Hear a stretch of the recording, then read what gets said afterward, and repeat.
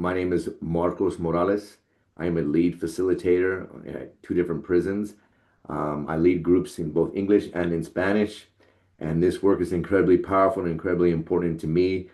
I'm not only a facilitator and a prison lead, but I'm also a product of this. I was a student of this program, so it's really important and influential in my life, in my own healing, and my own purpose. Most important day in our 12 to 14th month curriculum, and that is when we have survivors and victims of violent crime come in and tell their stories to our students.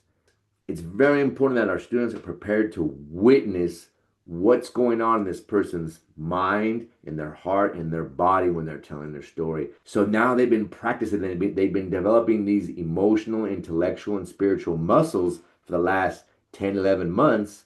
It is now that they're prepared to fully absorb the lessons of what restorative justice really means. We had the extraordinary individual Marta Barreto. So she came with us to Avenal State Prison a few weeks ago. Marta Barreto was not harmed in any way by any of the men that she visited on either Saturday or Sunday. She came and acted as a surrogate survivor or a surrogate victim. So she stands in as a physical representation of the harmed or what happens to a human being when they've been harmed. How was it experience for you being with all those men? And some of them have cases that are directly relatable to what had happened to you when you were victimized as a child. I think to me, I was, of course, you're always nervous because you don't know what to expect. Right. But for me, I just loved being there for them. When I first walked in, I felt like they were present.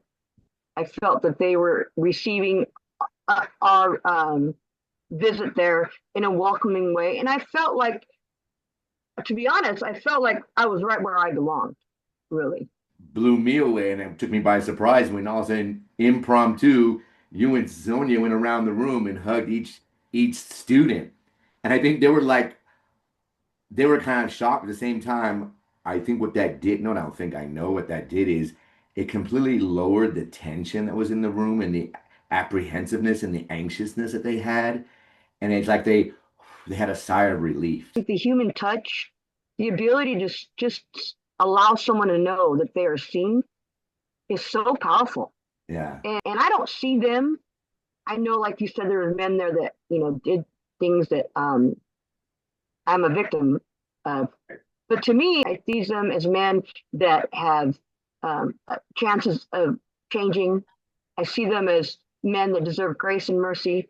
But that's because I did the work. And that's why I also wanted Right. to be there, because I think it's important that we showcase that they do have hope. There is light at the end of the tunnel, that they are seen and valued. A couple of times when you were telling your story, you paused and you could tell you were going through it. How does it feel because you're making a conscious choice to go back and tell your story. So it's almost like you're revisiting that early trauma. How did it feel to tell your story and like, I just be so vulnerable with this? Believe it or not, Marcus, it's I really want to be truthful and I thought that the first time, like when I went in there and, I thought that I healed a lot, but believe it or not, those men sharing the vulnerability with me and sharing like they had committed the same crime that I was victimized of, Right.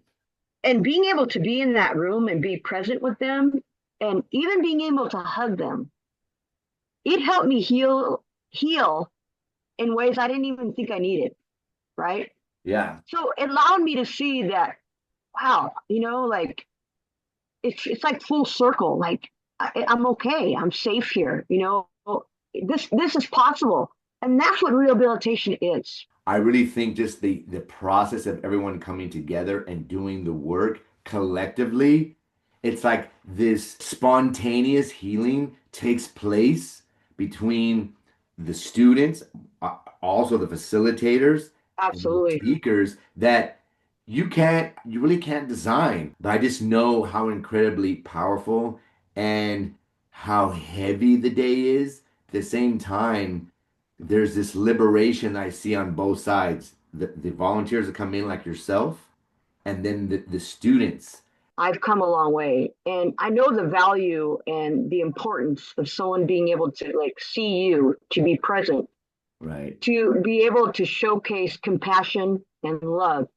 And that's when I really wanted to be a reflection of for those men. A lot of them, even when I walked by afterwards and we gave them a hug, and some of them whispered in my ear because they were ashamed to talk, how much my story had helped them. In whatever way that it helped them, that's what it's all about. If you go back into the stories of a lot of our students and their offenders, I guarantee, and you mentioned this a little earlier, there's going to be something happen to them. There's some serious Mm-hmm. trauma that should not have happened, and then from that experience, they took on some survival techniques that were maybe that served them temporarily, but were promoting criminal behavior. But if you don't deal with the underlying issues that Mm-hmm. got you into prison, they're still there. And that's one of the reasons I also want to choose, have chosen to share my story, because when we see someone that has gone through something similar as they've gone through, like, Mhm.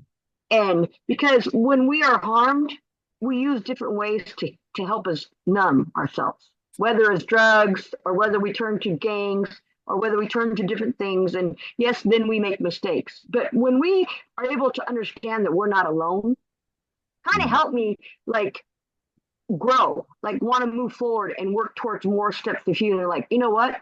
I'm not alone. I'm not the only one that went through all that, right? So I really wanted to portray the beauty of taking accountability. It's not an ugly thing. It's actually a beautiful thing. It's a chance for you to set yourself free. It's a chance for you to see yourself anew. It's a chance for you to say, you know what? I did all these things, and these all the things I did, and now I want to grow.